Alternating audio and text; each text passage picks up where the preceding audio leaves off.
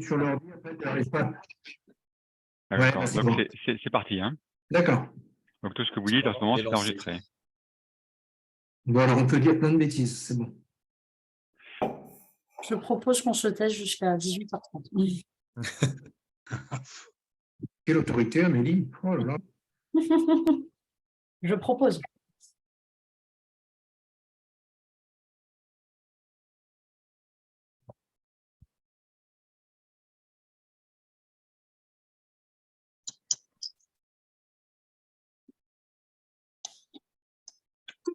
N'ont pas dérangé les Français, entre guillemets, pendant les vacances scolaires.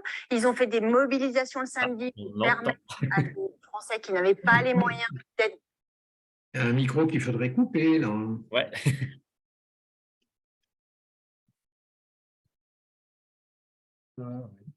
Ah ouais, en fait, tous les micros sont ouverts. Attends, Alors moi, ça va toujours apparaître ouvert, c'est parce que j'ai un raccourci sur mon clavier. Du coup, je coupe de là. Ouais, mais du coup, je cherche parce qu'il y a une option quelque part qui permet d'éteindre tous les micros. Je ne sais plus où elle est.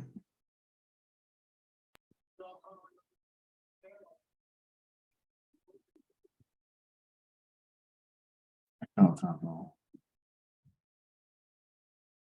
Parce que ça, au cours de la conférence, c'est particulièrement désagréable.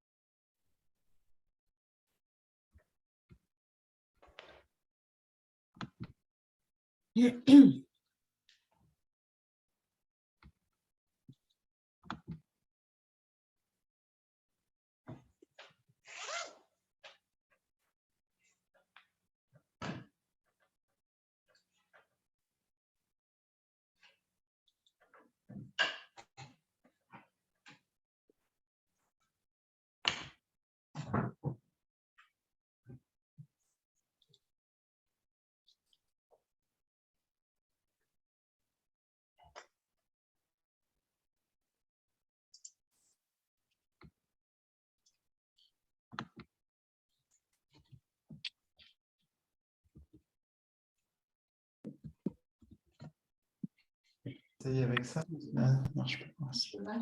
Ah. Non, parce que je vais commencer une conférence là, donc. Je les connais. Ça va, c'est bon? Oui.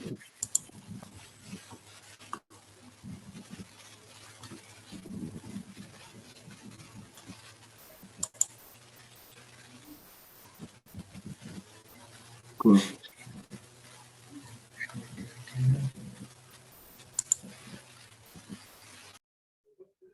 Voilà.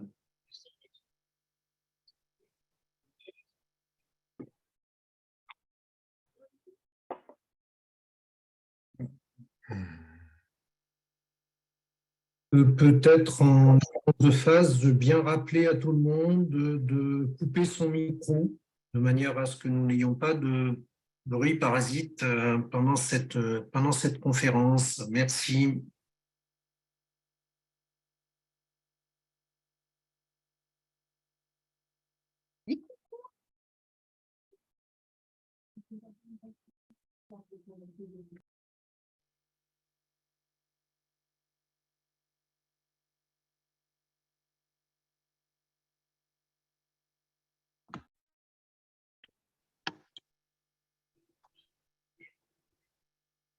J'ai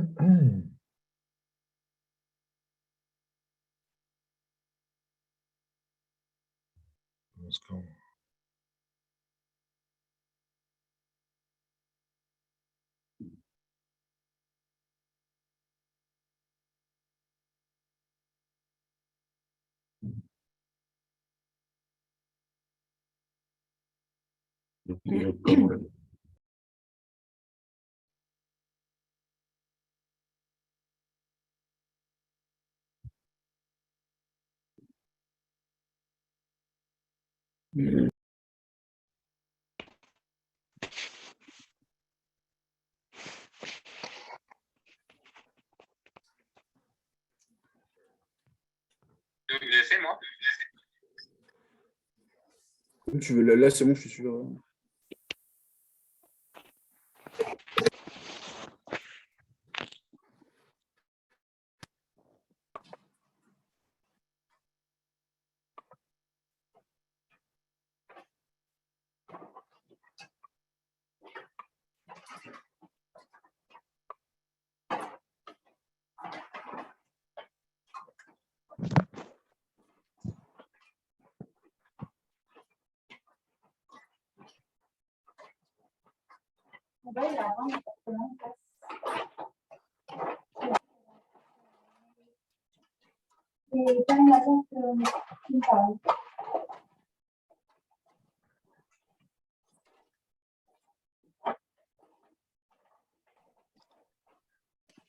Il y a vraiment des drôles de bruits de fond.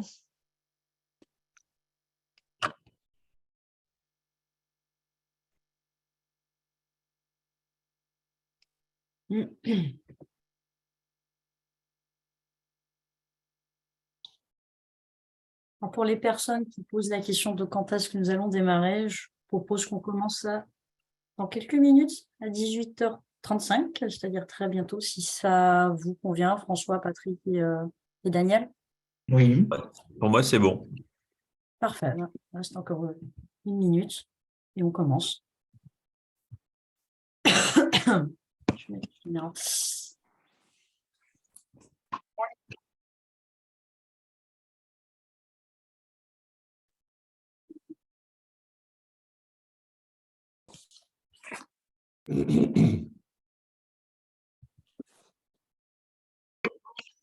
Et nous, les champions nucléaires, on était à la fois attaqués aux sélections dans l'Europe, et médiatiquement parce que le lobby antinucléaire avait des relais médiatiques, mais d'une puissance.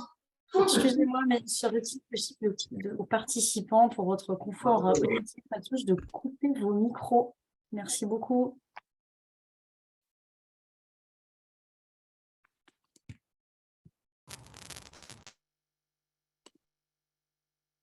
Allez, 18h35, on commence.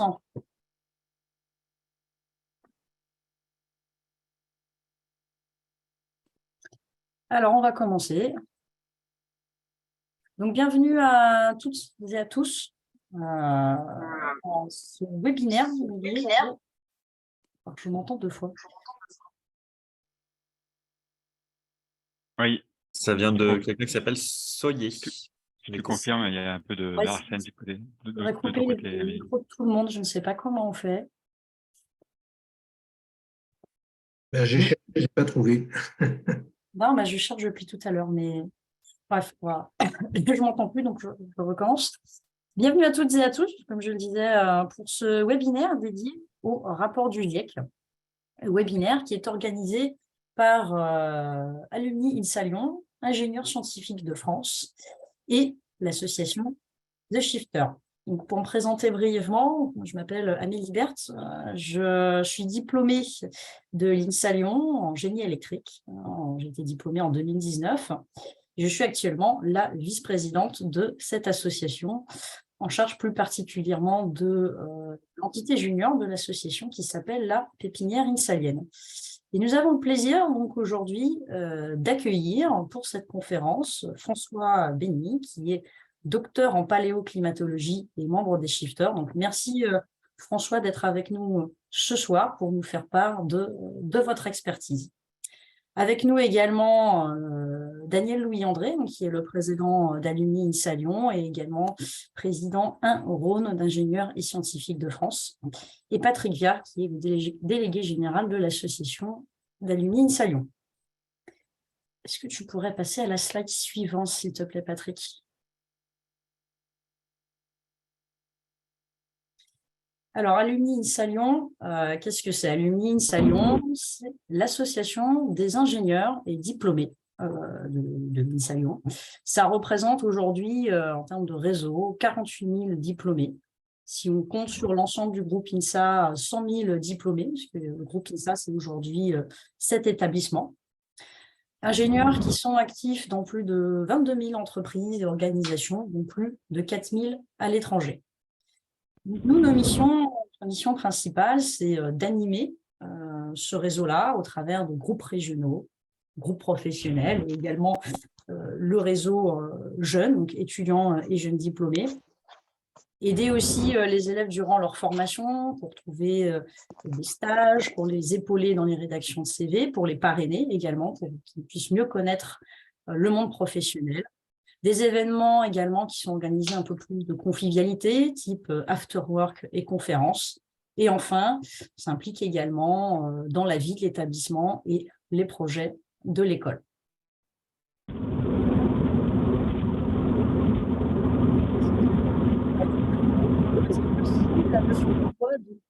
Voilà, merci le micro, parfait. Alors, la pépinière INSA Lyon, comme je vous disais, c'est l'entité junior de l'association. Je vais en toucher 2 mots. Comme je disais, ça s'adresse principalement aux étudiants et aux jeunes diplômés. Et une des préoccupations majeures des étudiants et des jeunes diplômés, c'est quoi aujourd'hui être un ingénieur, et plus particulièrement face aux défis du XXIe siècle, tels la transition écologique, la transition sociale et la transition numérique.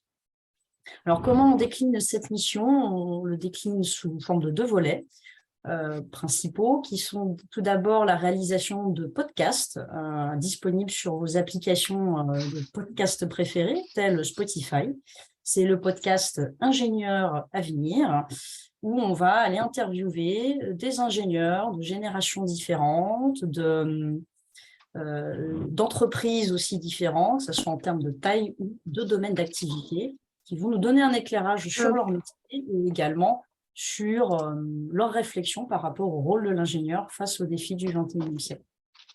On a également un 2e volet. Est-ce que tu pourrais passer? Merci beaucoup. On décline également cette mission-là au travers d'une série de conférences, de tables rondes ou de webinaires, comme on le fait aujourd'hui, qu'on appelle les événements Challenge INSA, où on va se retrouver sur l'histoire d'une thématique, autour d'une thématique, pour réfléchir un peu ensemble et donner des éclairages sur le rôle de l'ingénieur. Je vais maintenant passer la parole à Daniel Louis André, le président de l'association. Ah mais non, mais... Et également président 1 Rhône d'IUSF. Daniel, c'est à toi. Merci. J'en profite pour, je vois qu'il y a encore beaucoup de micros ouverts, donc j'en profite pour répéter à tout le monde de bien vouloir, s'il vous plaît, couper votre micro pour le confort des gens qui présentent et surtout de tous ceux qui écoutent. Donc, je vais effectivement prendre la main et partager mon écran à mon tour, si ça fonctionne bien. Est-ce que c'est bon pour vous? Oui, ouais. Tu mets en plein écran. En mode présentation. Voilà, c'est bon? Parfait. Très bien. Merci. Voilà, bien. Donc, effectivement, je vais vous parler quelques instants de IUSF. Donc, IUSF, c'est une des 25 organisations régionales, donc IUSF Lyon-Rhône 1, une des 25 organisations régionales de IUSF, active, comme son nom l'indique, sur la métropole de Lyon, les départements du Rhône et de l'Ain. IUSF, c'est la Société des ingénieurs et scientifiques de France, une très ancienne association, comme vous pouvez le constater, reconnue d'utilité publique depuis 1860, qui est en fait l'unique représentant des ingénieurs et scientifiques reconnus par leur diplôme ou leur fonction en France, soit plus d'1 million de personnes. Nos membres sont des groupes régionaux. Certes, c'est là aussi le cœur de la CFDT. On voit bien, hein, le gouvernement va mettre dedans des choses comme la banque du temps, qui est un compte temps. On va demander à Monsieur Boller de couper son micro, s'il vous plaît. Merci, je vous salue tous. Merci de couper ton micro, André-Pierre. Merci. Membres individuels et membres associés. Alors, quelles sont nos missions? On va dire qu'on en a 5 dans l'ensemble. Promouvoir la culture scientifique, donc en particulier au travers de conférences comme celle de ce soir, la déclinaison locale de la Journée nationale de l'ingénieur. Il y en aura un événement en particulier mardi prochain, et puis d'autres événements de cette nature.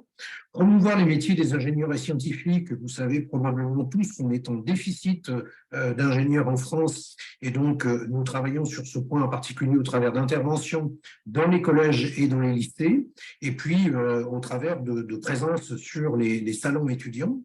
Représenter les ingénieurs et scientifiques sur notre territoire au travers en particulier de participation à des projets en relation avec la région Auvergne-Rhône-Alpes et le Césaire. En particulier, nous participons à une organisation qui s'appelle la multilatérale des 4 moteurs pour l'Europe en relation avec les régions Bade-Württemberg, Catalogne et Lombardie. Une activité de soutien à l'emploi, et puis, quelque part, un rôle de fédération, entre guillemets, locale des alumni. Et nous avons le plaisir d'avoir 13 associations de diplômés d'écoles d'ingénieurs qui sont membres du USF Lyon RA. Et puis, pour terminer, nous sommes l'exploitant principal d'une maison des ingénieurs et scientifiques. Alors, un peu pompeux parce que c'est un local qui n'est pas très grand, mais qui néanmoins est très bien situé à 2 pas de la place Bellecour et qui est un lieu de rencontre et d'échange pour les ingénieurs. Hugo, tu stops là, ça fait longtemps maintenant. Une fois qu'il est fini, je veux dire. D'accord? T'es d'accord? Merci de couper vos micros. Beaucoup. D'accord, bah stop avant alors. Ok. Voilà, donc lieu d'échange et de rencontre. Donc, si vous avez des besoins en la matière, c'est à votre disposition. Bon alors, s'arrête à la mi-temps, d'accord? J'en ai terminé, je te repasse la parole. 40 minutes, une mi-temps. Oui, je répète encore une fois, risque de répéter, s'il vous plaît, si vous pouvez tous couper vos micros, parce que sinon, on ne va pas pouvoir suivre la conférence dans de bonnes conditions. Merci à tous.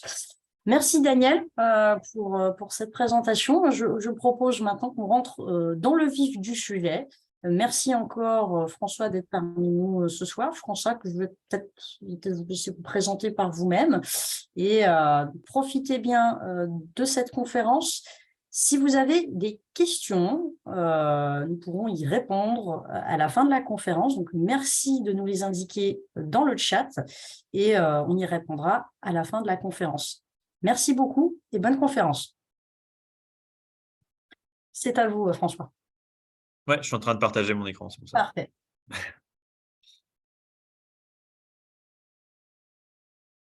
Hop. Normalement, ça devrait être bon là. C'est bon, vous voyez bien? Oui. Ok, nickel. Alors, bonjour à tous. Donc, je suis François Bény. Donc, je suis ici, j'interviens au titre de pilote du projet de vulgarisation des rapports du GIEC pour l'association des Shifters. En fait, on a un groupe de bénévoles qui travaillons à la demande du Shift Project sur la rédaction de rapports de synthèse sur ces rapports du GIEC. Donc là, il y en a un qui sortira bientôt d'ailleurs. Et en fait, on s'est dit que c'était dommage de se limiter à des rapports. Et ce qu'on a fait, c'est qu'on a transformé ça sous forme de conférence pour pouvoir aller au contact des personnes pour leur apporter l'information de vive voix. Donc, vous avez l'équipe ici que je pilote. Donc, on est 6. Il y a un peu tous les profils. Il y a un professeur d'anglais, il y a un autre scientifique et il y a aussi un retraité de Total Energy. Donc, c'est vraiment très, très large. Alors, ce 6e rapport d'évaluation du GIEC, avant de commencer, si la diapo veut bien se passer, voilà. Ce qu'on va faire, c'est un petit rappel sur ce que c'est que le GIEC, puisqu'en fait, on s'est rendu compte, notre équipe, au cours de nos différents échanges, que ce n'était pas forcément très clair pour tout le monde. Donc, le GIEC, c'est le groupe d'experts intergouvernemental sur l'évolution du climat. Il s'agit d'un organisme qui appartient à l'ONU et qui regroupe des scientifiques bénévoles. Ces scientifiques bénévoles, ils ont pour objectif de compiler des milliers d'études scientifiques sur le changement climatique et avec ça, de rédiger d'immenses rapports qui font un état des lieux des connaissances scientifiques sur le changement climatique. Ce GIEC, il s'organise autour de 3 groupes de travail. Donc, il y a le premier groupe de travail qui a rendu son rapport le 9 août 2021 et qui traite de la compréhension physique du climat et du changement climatique. Ensuite, il y a le groupe de travail numéro 2 qui a rendu son rapport le 28 février 2022 qui traite d'impact, d'adaptation et de vulnérabilité des sociétés humaines et des écosystèmes face au changement climatique. Et enfin, il y a le groupe de travail numéro 3 qui a rendu son rapport le 4 avril 2022 et qui traite, lui, d'atténuation du changement climatique. Ouais. Alors, chacun de ces rapports de ces 3 groupes de travail, ça constitue une partie du 6e rapport d'évaluation du GIEC et qui est donc constitué par le travail de chacun de ces groupes de travail. Ce qui fait que ça, en fait, c'est ce qui explique le fait que pendant les 2 dernières années, on a eu l'impression on pouvait avoir l'impression qu'il y avait toujours un nouveau rapport du GIEC qui sortait. En réalité, c'est simplement une nouvelle partie de ce 6e rapport d'évaluation du GIEC qui est sorti. Et donc, la dernière partie qui va sortir, c'est la synthèse de ces 3 rapports qui sortira normalement, si tout va bien, lundi prochain. Alors, ce qu'on va faire maintenant, c'est qu'on va plonger dans chacun de ces 3 rapports pour voir un petit peu ce qu'ils nous racontent. Et on va commencer par les bases scientifiques du changement climatique. Alors, première question qu'on peut se poser, c'est pourquoi est-ce que le climat change?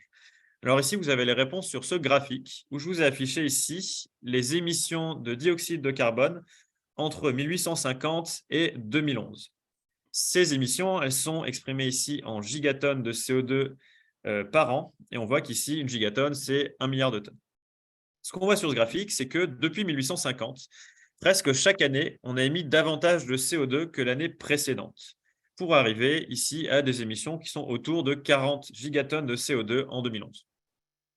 La conséquence de ça, c'est que si on met chaque année plus de CO2 que l'année précédente, ce qui se passe, c'est que la concentration, c'est-à-dire la quantité de gaz à effet de serre qu'on a dans l'atmosphère par volume d'atmosphère, elle augmente également. Donc là, c'est en ppm, la partie par million. Donc pour ceux qui ne savent pas ce que c'est que la partie par million, c'est équivalent à 1%, sauf qu'en fait, on compare sur 1 million au lieu de comparer sur 1%. Donc c'est vraiment des toutes petites quantités de matière. Et donc, on voit qu'on est passé de 280 parties par million en 1850 à 410 parties par million en 2019. Alors, sur ce graphique, ici, on peut se poser plusieurs questions. Déjà, la valeur 410 parties par million, on peut se demander, est-ce qu'elle est naturelle? Est-ce que c'est quelque chose qu'on a l'habitude de voir dans la variabilité naturelle du climat? Une deuxième question, c'est cette augmentation ici de 130 parties par million. Est-ce que c'est quelque chose qui est important en termes d'amplitude? Et puis ensuite, est-ce que faire cette augmentation ici de 130 parties par million en l'espace de 170 ans, de 1850 jusqu'à 2019, est-ce que c'est quelque chose qui est rapide? Pour répondre à ces 3 questions, il n'y a qu'une seule façon de faire, c'est d'aller voir un petit peu le climat qu'il y avait dans le passé et voir comment il a varié. Alors ici, du coup, je vous remontre encore une fois des concentrations en CO2 dans l'atmosphère, sauf que cette fois, c'est sur les derniers 800 000 ans. Vous avez à gauche ici la concentration il y a 800 000 ans, puis le temps défile et on voit qu'on arrive jusqu'à 0 qui correspond en réalité au présent. Ce qu'on voit, c'est que sur les derniers 800 000 ans, on a des oscillations. Le CO2 oscille entre des valeurs qui sont autour de 180 parties par million ici. Donc, on est dans ce qu'on appelle des périodes glaciaires. Et puis ensuite, il y a des valeurs qui sont autour de 280 parties par million et on est dans des périodes interglaciaires. Aujourd'hui, on est ici, on est pendant le dernier interglaciaire. Alors maintenant, si je viens replacer la valeur actuelle, donc de 2019, eh bien, on est ici. Et là, on se rend compte que la valeur 410 parties par million, on ne la retrouve pas du tout sur les derniers 800 000 ans. Et donc, ça sort complètement de la cyclicité qu'on a ici sur les derniers 800 000 ans. En réalité, si on veut retrouver des valeurs qui sont comparables, il faut qu'on remonte au moins 2 millions d'années en arrière. Ensuite, l'autre question qu'on peut se poser, c'est qu'on voit ici qu'il y a quand même des augmentations assez rapides du CO2 dans l'atmosphère. Donc, la question qu'on peut se poser, c'est est-ce que nous, l'augmentation qu'on a fait, par rapport à ces variations qui sont ici plutôt rapides, eh bien, où est-ce qu'on se situe? Alors, pour donner une petite idée, ces variations ici, c'est parmi les variations climatiques les plus rapides que l'histoire de la Terre ait connues. Et donc, on va comparer ici notre variation avec cette variation qui est la dernière grande déglaciation. Alors, sur le prochain slide, ce que je vais vous montrer, c'est ici les mêmes données, mais uniquement ce qu'il y a dans le cadre rouge. Donc, on aura ici le mur, ici la base du mur, et puis on voit qu'il y a un petit pic. Et donc ça, je vais vous les remontrer sur le graphique qui va suivre. Donc voilà, c'est exactement les mêmes données. C'est un zoom. Ici, on voit qu'à gauche, on est il y a 20 000 ans et qu'à droite, on est toujours sur le présent. Le fameux mur, il est ici. Donc ça a plutôt l'air d'une pente raide quand on zoome un petit peu. Là, il y a la base du mur et le pic, c'est ce qu'on voit ici. Et puis à côté, il y a ce que nous, on a fait en termes de variation de dioxyde de carbone dans l'atmosphère.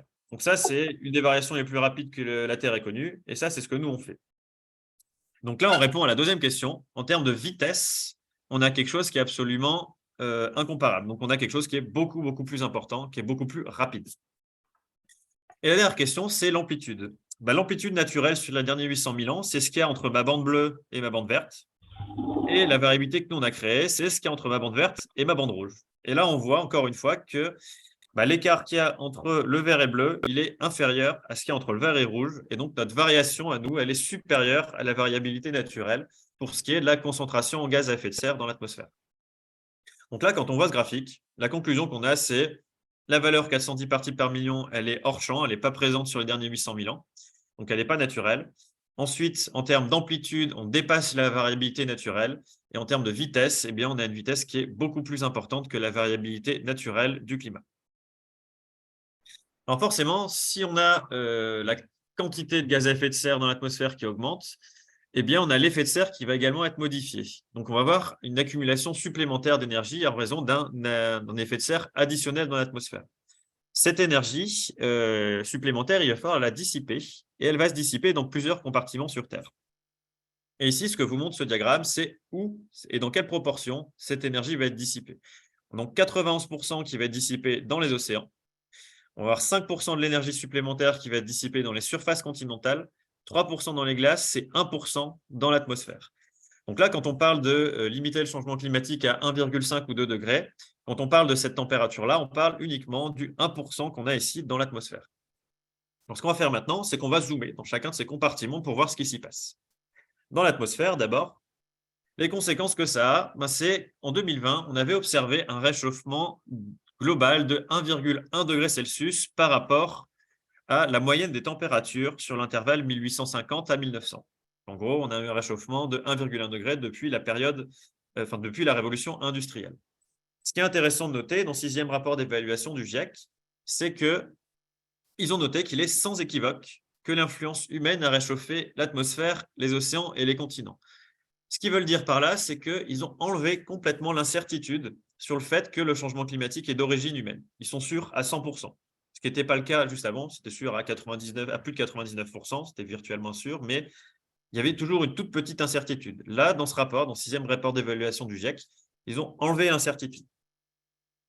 Alors là, je vous parle de changement en moyenne globale, sauf qu'un réchauffement de 1,1 degré Celsius en moyenne mondiale, ce n'est pas un réchauffement de 1,1 degré Celsius pour tout le monde, ni partout sur Terre. Alors là, c'est ce qu'on va essayer de voir avec ce petit graphique, avec cette petite animation, où cette fois, je vais vous montrer l'écart à la température entre le température régionale. Alors, ce qu'on voit ici, c'est qu'on est en bleu au nord du Canada. Et donc, ça veut dire qu'on est à peu près 2 degrés inférieur ici sur l'intervalle 1880-1884 par rapport à 1950. Donc ici, le Canada, entre 1880 et 1884, il est à peu près 2 degrés plus froid que le nord du Canada en 1950. À l'inverse, ici, si je prends ici le sud-est du Pacifique, eh bien, on voit qu'on est à peu près 1 degré plus chaud entre 1880 et 1884 que le sud-est du Pacifique en 1950. Ensuite, je vais faire défiler ici cette petite animation et on va voir le temps qui va défiler ici. Voilà, c'est parti. Et donc, ce qu'on voit, c'est que au début, on a plutôt beaucoup de bleu. C'est-à-dire qu'on a plutôt un climat qui est plus froid en moyenne sur Terre. C'est normal, on est avant 1950. Là, ça y est, on est à peu près à 1950. On commence à avoir un équilibre entre le rouge et le bleu. Puis petit à petit, on va voir le rouge et le jaune qui vont prendre de plus en plus d'importance et devenir dominants.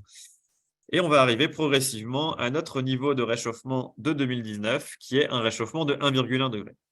Donc là, voilà, on a cet état de réchauffement sur la période 2016-2020. C'est à peu près équivalent à ce qu'on a en 2019 en réalité.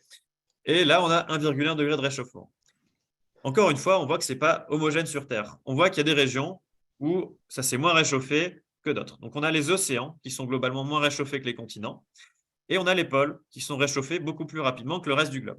Donc ça, c'est une tendance qu'on va observer quand on aura un réchauffement sur Terre à cause d'un effet de serre additionnel. C'est qu'on a les continents qui se réchauffent plus vite que les océans et on a les pôles qui se réchauffent plus rapidement que le reste du globe.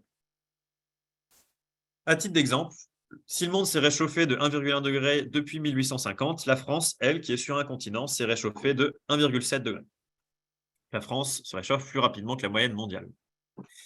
Ensuite, pour ce qui se passe dans les glaces, eh bien là, on va avoir une fonte assez généralisée des glaces. Donc, on a la fonte de la banquise arctique qui, avec un recul de la surface de banquise arctique en fin d'été entre les années 80 et les années 2010, qui est de moins 40%. Donc là, en l'espace de 40 ans, on a un recul de la surface de banquise qui est autour de 40% en fin d'été. Si on regarde ce qui se passe en hiver, c'est plutôt un recul de 10%. Ensuite, on a également une fonte des glaciers qui est généralisée sur le globe et qui est assez homogène d'ailleurs, et qui est à une vitesse qui est sans précédent depuis au moins 1000 ans. Ensuite, on a les calottes polaires. Donc, on a la calotte polaire au pôle Nord qui est la calotte groenlandaise. Cette calotte-là, elles font 4 fois plus vite entre 2010 et 2019 qu'entre 1979 et 1988. Donc, on voit qu'on a multiplié par 4 sa vitesse de fonte en l'espace d'environ 40 ans. Et puis pour l'Antarctique, il y a des régions en Antarctique où il y a des gains de masse de la banquise, de la calotte polaire.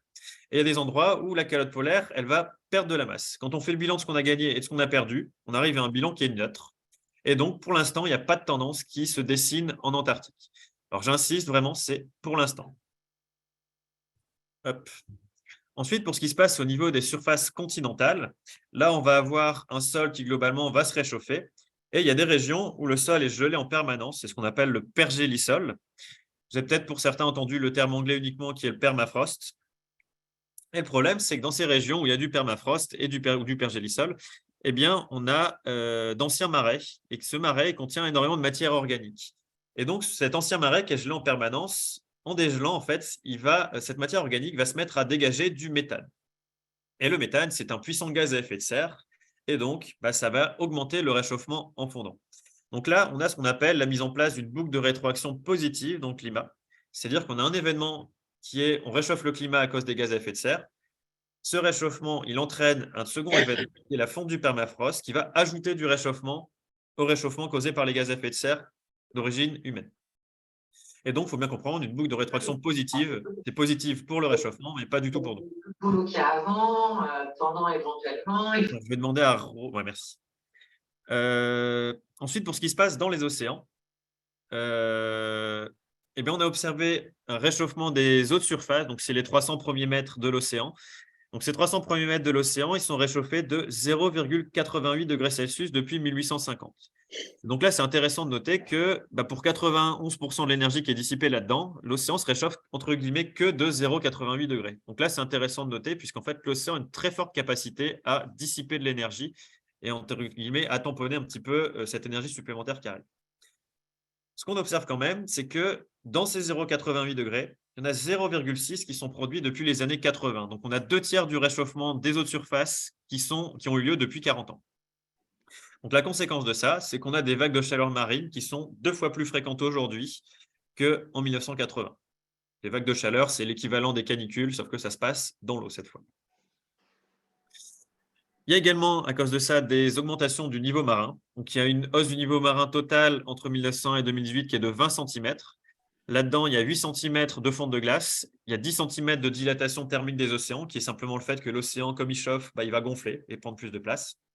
Et puis ensuite, il y a 2 cm, c'est des changements de distribution des stocks d'eau douce sur les continents, ce qui fait qu'on en retrouve un petit peu plus dans l'océan. Donc, pour l'instant, on voit que c'est principalement le réchauffement de l'océan qui a fait monter l'océan. Sauf que ça, on va voir un petit peu après, ça risque de s'inverser. Et donc, cette hausse du niveau marin, elle s'accélère puisqu'on avait une vitesse d'élévation moyenne de 1,3 mm par an entre 1901 et 1971. Et aujourd'hui, entre 2006 et 2018, on était plutôt autour de 3,7 mm par an. Alors, cette accélération, la principale responsable, c'est la fonte des glaces. Et donc, on s'attend à ce qu'à terme, ce soit la fonte des glaces qui devienne la principale cause d'élévation du niveau marin. On l'a également observé cette année, en 2022. On a des phénomènes météorologiques. Mais dis-le.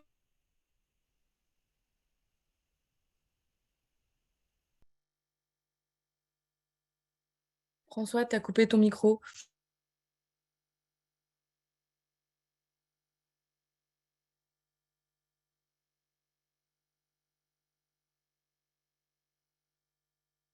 On ne reçoit plus rien.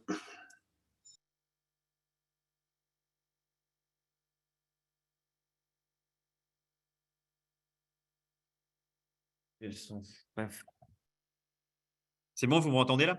Oui, oui, c'est bon, merci. Ok. Hop. Et là, normalement, ça devrait être bon. Vous voyez l'écran aussi, c'est bon? Oui. Oui, c'est bon. Et donc, je disais que ça, c'est quelque chose qu'on a observé en 2022. On a des phénomènes météorologiques extrêmes de plus en plus fréquents, de plus en plus longs et de plus en plus intenses. Avec quelques illustrations ici, avec la sécheresse en vue satellite de la France de 2022. Ici, c'est la Loire de cette même année. Et à l'inverse, au Pakistan, eux, ils ont des pluies extrêmes avec des inondations. Et puis, on a également des feux de forêt qui sont de plus en plus fréquents en raison des canicules de plus en plus intenses. Alors ça, c'était pour ce qui était déjà observé. Maintenant, on va passer à ce qui nous attend pour 2100. Et ce qu'il faut bien comprendre, c'est que le GIEC, il n'est pas capable de prédire avec certitude le climat qu'il y aura en 2100. Pour une très bonne raison, c'est qu'il n'est pas capable de prédire avec certitude la quantité de gaz à effet de serre que l'humanité va émettre d'ici à 2100. Et donc, pour pouvoir travailler quand même, ce qu'ils font, c'est qu'ils travaillent avec des scénarios qui sont possibles, plausibles ou possibles, et qui prennent en compte à la fois des facteurs sociaux et des facteurs économiques. Donc, leur nom, c'est des Shared Socio-Economic Pathways, trajectoires socio-économiques partagées.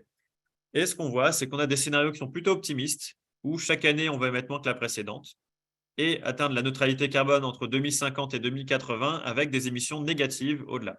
Donc, des émissions négatives, c'est quand on émet moins de CO2 que ce qu'on va en retirer.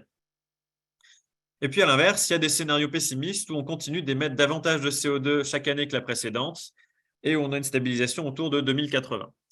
Entre les deux, il y a tout un tas de scénarios intermédiaires.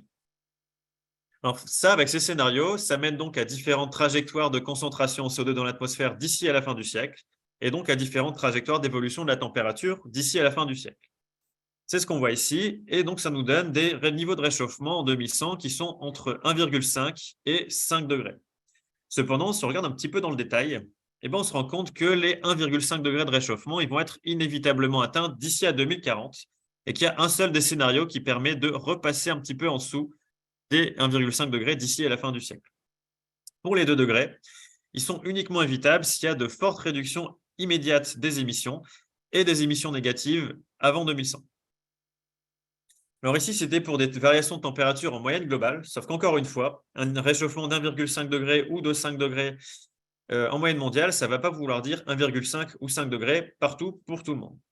Et donc le GIEC, ce qu'ils ont fait, c'est des cartes qui indiquent pour un certain niveau de réchauffement, le réchauffement qu'il y a au niveau régional.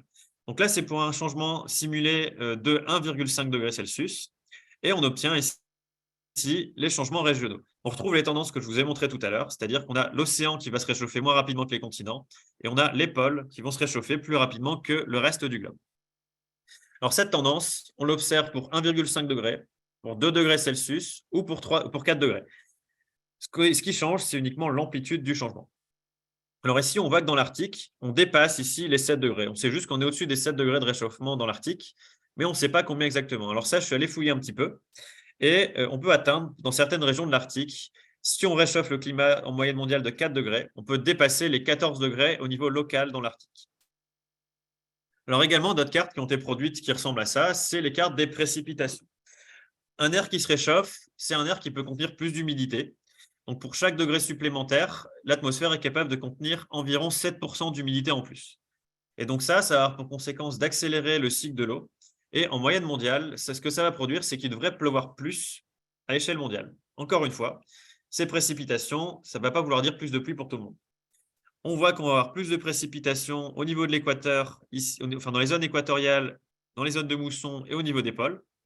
En revanche, dans les zones tropicales et subtropicales, comme ici, ou alors ici avec le bassin méditerranéen, on voit qu'on a des baisses des précipitations.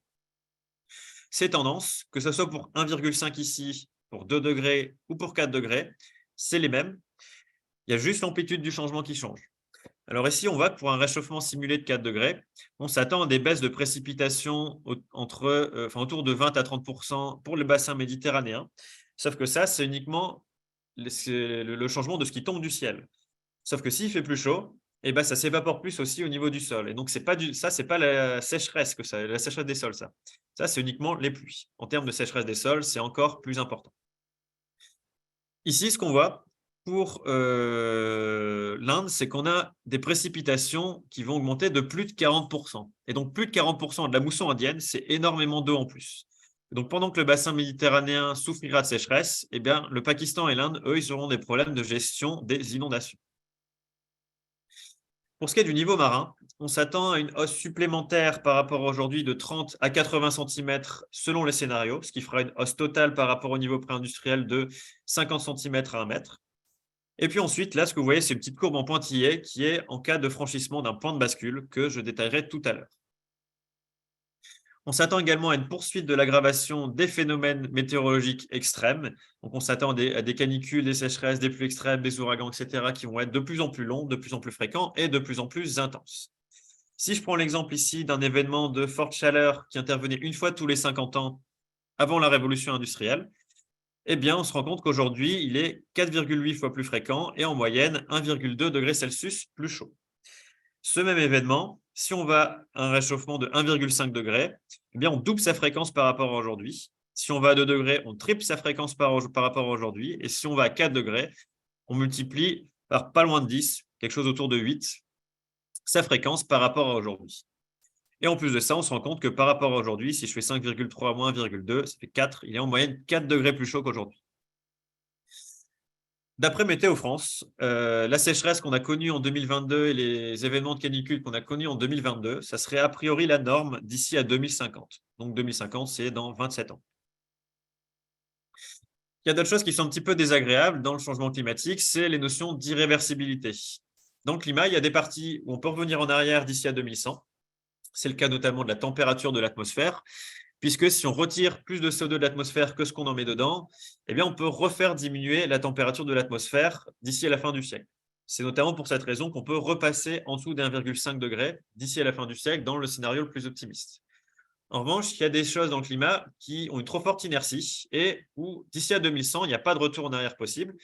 Et il y a également des choses où, une fois qu'on a déclenché le processus, eh bien, on ne peut plus l'arrêter. Donc, il n'y a plus de retour en arrière possible d'ici à la fin du siècle non plus. Donc, ce qui est irréversible dans le climat, ça va être la fonte des calottes polaires et du permafrost, le recul des glaciers, le réchauffement et l'acidification des océans. Et puis forcément, si la fonte des calottes polaires et le réchauffement de l'océan sont responsables de la hausse du niveau marin et que ça, c'est irréversible, eh bien, la hausse du niveau marin, elle aussi, elle est irréversible. Donc ça, c'est irréversible. Par contre, ça peut quand même être ralenti. L'autre point un petit peu désagréable, c'est les points de bascule. Donc, les points de bascule, c'est des seuils de réchauffement à partir duquel le climat se met à répondre de manière brutale et irréversible. Alors, ces points de bascule, il y en a plusieurs qui sont indiqués ici. On voit d'ailleurs ici avec un indice à peu près à quel niveau de réchauffement ces points de bascule peuvent être atteints. Et dans le rapport du GIEC, ils ont un petit peu mis en valeur surtout 3 points de bascule. Alors ici, il y a 4 cercles qui vont apparaître, mais c'est parce qu'il y en a 2, c'est pour le même point de bascule. Donc, il y a l'effondrement de la circulation océanique atlantique, il y a le dépérissement des forêts, donc ici la forêt amazonienne et les forêts boréales, et puis ensuite, il y a l'effondrement de la calotte ouest antarctique. Alors, je vais détailler un petit peu ces 3 points de bascule. Enfin, je vais donner un petit peu plus d'informations là-dessus. Donc, pour ce qui est de l'effondrement de la calotte ouest antarctique, eh bien, c'est cette région ici. En fait, on se rend compte que la calotte est antarctique, elle est plutôt stable. Par contre, la calotte ouest antarctique, eh bien, les glaciers sur place, ils sont un peu structurés à la manière d'un château de cartes. Et donc, si le premier glacier s'effondre, à peu près tout l'édifice s'effondre. Et en plus de ça, ces glaciers, ils ont une base qui est marine, c'est-à-dire que la base du glacier, elle est sous le niveau marin. Et donc, s'il y a des courants marins un peu chauds qui se ramènent, eh bien, ça va très vite faire fondre ces calottes polaires. Et ça, on sait que ça peut fondre parce que par le passé, ça a déjà fondu il y a quelques millions d'années. Alors, ce point de bascule, s'il est franchi, la conséquence, c'est qu'au lieu d'avoir une hausse de 1 mètre d'ici à la fin du siècle, on aurait une hausse de 1,7 mètre. Et si on pousse jusqu'à 2300, eh bien, on ne peut pas exclure une hausse totale supérieure à 15 mètres si cette Antarctique Ouest s'effondre. Ensuite, il y a l'effondrement de la circulation océanique atlantique. Donc, la circulation océanique atlantique, c'est tout ce qu'on voit là, c'est l'espèce d'énorme tapis roulant dans l'océan, où il y a des courants marins à surface et qui plongent, qui forment des courants marins profonds. Et donc, tout ça, ça fait une circulation globale, une espèce de boucle qui met à peu près 1000 ans à se produire. Et ça, si ça s'effondre, ça a plusieurs conséquences, notamment un assèchement de l'Europe, puisqu'en fait, on va voir ici l'apport de chaleur et de précipitations liées au Gulf Stream en Europe qui va s'affaiblir, donc moins de précipitations pendant l'hiver. On risque d'avoir une augmentation de la saisonnalité en Europe, avec des étés plus chauds et des hivers plus rigoureux, puisqu'en fait, ce courant, il apporte de la douceur en été et de la fraîcheur en hiver. Et donc, ce qui se passe, c'est qu'on aura un climat qui sera plus similaire à celui du Canada si la circulation océanique atlantique s'effondre. Également, comme ça apporte de la chaleur dans l'hémisphère nord, si ça s'effondre, il y a moins de chaleur qui va aller vers l'hémisphère nord. Et donc ça va changer un petit peu la structure de l'atmosphère, ce qui fait qu'on va également, avec ça, avoir un affaiblissement des moussons dans l'hémisphère nord. Donc on s'attend à moins de précipitations ici, dans le nord de l'Amérique du Sud. Au niveau de l'Afrique subsaharienne, pendant la saison des pluies, on s'attend à ce qu'il y ait moins de pluie. Et puis également, au niveau de l'Inde et l'Asie du Sud-Est, on s'attend à un affaiblissement des phénomènes de mousson dans ces régions. À l'inverse, dans l'hémisphère sud, la chaleur qui ne va pas dans l'hémisphère nord, elle va s'y retrouver. Et donc là, on va avoir plus de précipitations associées à ces phénomènes de mousson. Donc, dans cette région ici, on va avoir plus de mousson dans le sud de l'Amérique du Sud, plus de précipitations ici pendant la saison des pluies dans le sud de l'Afrique, et puis plus de précipitations ici au nord de l'Australie et dans la partie de l'hémisphère sud de l'Océanie. Ça a également une autre conséquence, c'est que cette circulation océanique atlantique, elle permet d'envoyer des eaux de surface en profondeur. Or, c'est dans les eaux de surface qu'on va dissoudre le CO2 que nous, on émet dans l'atmosphère. Et donc, envoyer ces eaux de surface où on dissout notre CO2 dans le fond de l'océan, eh bien, ça permet de les laisser dans le fond de l'océan pendant à peu près 1000 ans. Et donc, on est tranquille pendant une durée d'à peu près un millénaire. Si ça s'effondre, c'est cet export de CO2 en profondeur qui va du coup s'effondrer avec. Et donc, on va avoir moins de CO2 que nous, on émet, qui va se retrouver dans l'océan et on va affaiblir la capture de carbone par l'océan. L'autre point de bascule, du coup, c'est le dépérissement des forêts, avec un risque non négligeable que, sous l'effet combiné de la déforestation et du changement climatique, on ait la transformation de l'Amazonie en savane. Et alors là, malheureusement, il y a des données qui sont sorties après la sortie de ce rapport du GIEC, et elles ne sont pas bonnes, puisque le point de bascule de la forêt amazonienne, a priori, il serait imminent. Alors, ces points de bascule, en plus d'être particulièrement mauvais pour nous, ils sont interconnectés. C'est-à-dire que le déclenchement d'un point de bascule, ces conséquences de ce point de bascule, ça peut causer le déclenchement d'un autre point de bascule. Si je prends l'exemple ici de l'effondrement de la calotte du Groenland, eh bien, ça a pour conséquence d'envoyer une quantité colossale d'eau douce dans l'Atlantique Nord.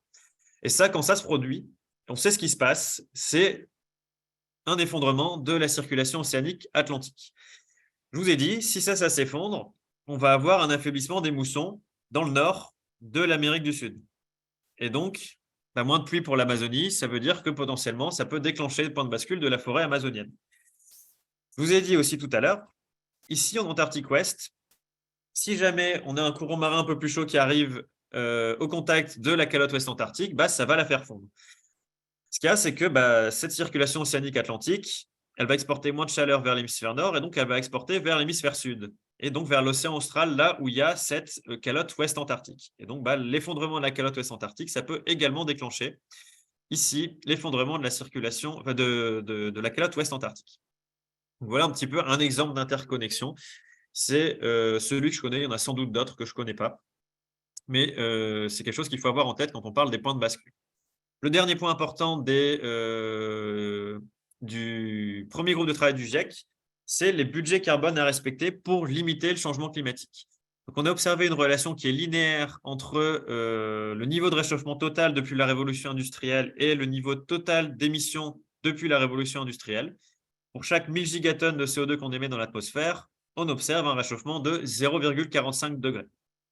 Donc, à partir de là, si je veux limiter le climat à 1,5 degré, ça me dit, je vais sur la courbe, j'ai le droit à 2900 gigatonnes de CO2 à émettre au total, depuis le début de la révolution industrielle.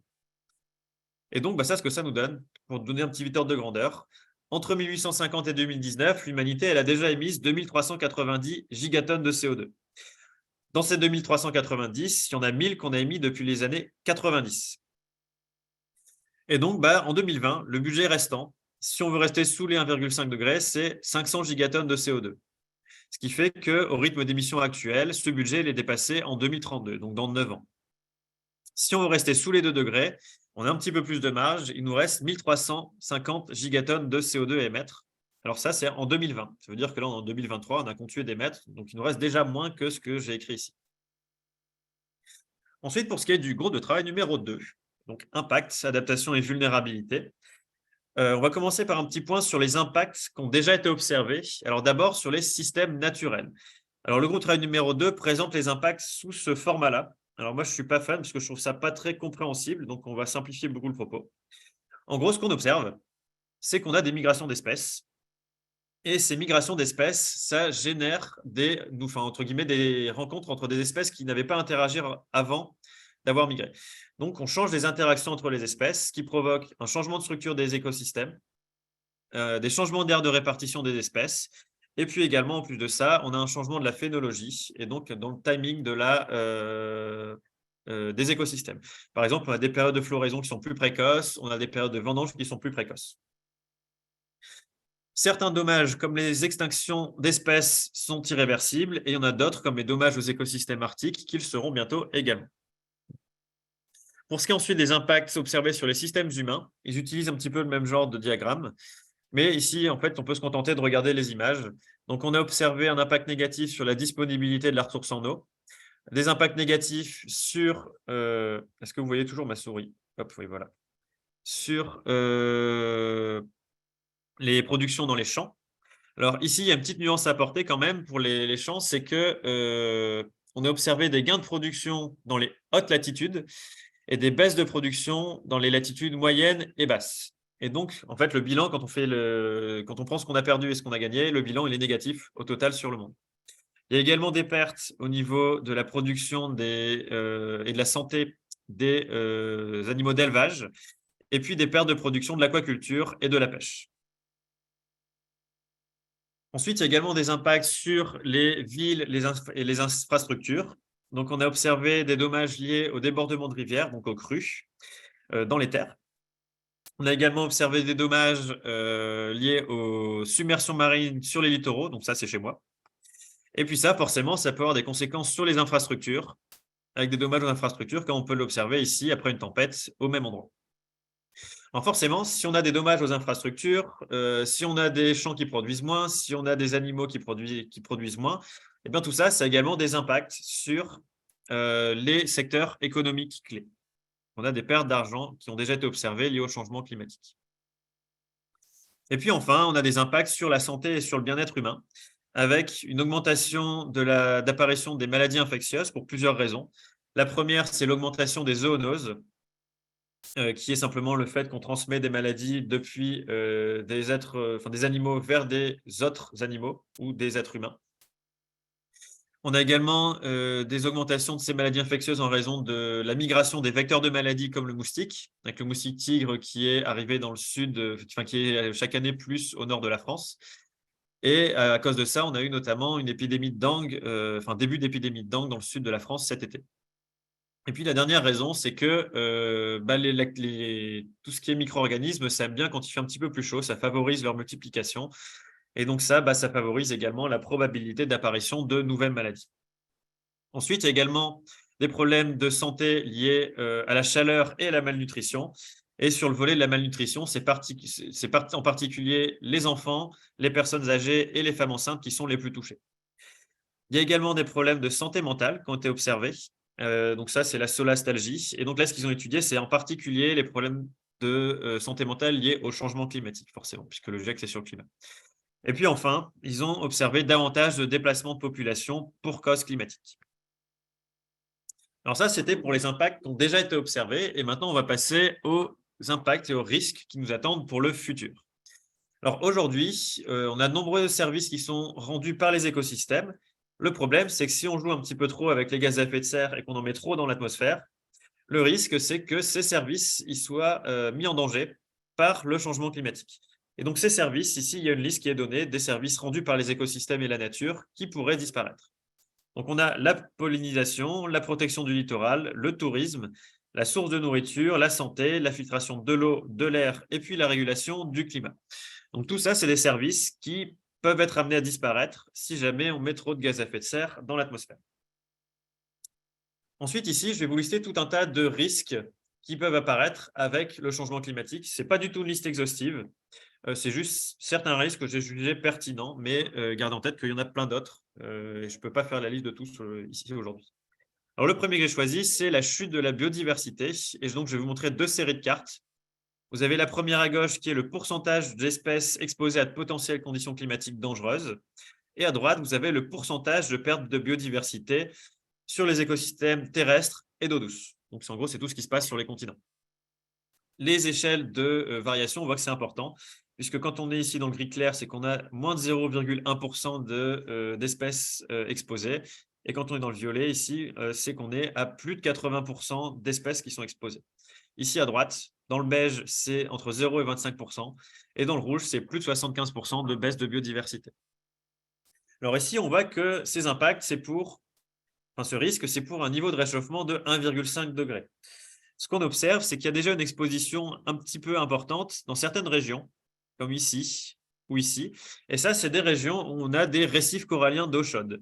Et en fait, à 1,5 degré de réchauffement, on sait qu'il y a entre 70 et 90% des coraux d'eau chaude qui auront disparu. D'où le fait qu'il y ait une exposition importante dans ces régions.